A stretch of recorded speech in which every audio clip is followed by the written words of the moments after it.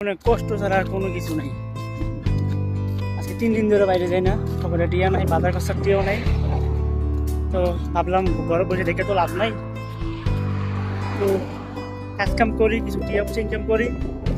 কারণ ভাই বিদেশে ঘরে বসে থাকলে আমাকে কেউ দিব না। পাশে যে রুমমেট আছে না, পাশে যে আপনার মানুষগুলো লইয়া থাকেন এক লগে, আর কোনো শুরু করবো না বাইক আছে, নিজের চিন্তা নিজেরে করতে হইব। এখন বাইরে এসে ঠাড়া ভাড়া রোজের মধ্যে মাথা ছায়া দুপুরবেলা 2টা।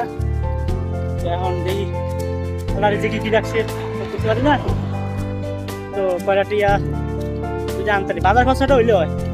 সেই জন্য আপনার বাইরে কাজ করে বাজার খরচাটা আনতে পারেন, এটাই শুক্রিয়া। আর যদি আল্লাহ মিলিয়ে দেয় তাহলে তো হয়েছেই।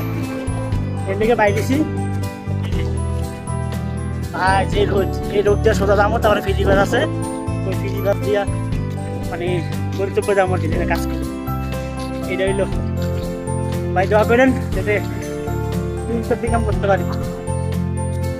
সব হচ্ছে নসিব নসিব, আল্লাহ আজকে কি যে করতে পারি না, যাই দেখি ঘরে বই থাকবো তো লাভ হইব না। তো বাই বাই, আল্লাহ হাফেজ।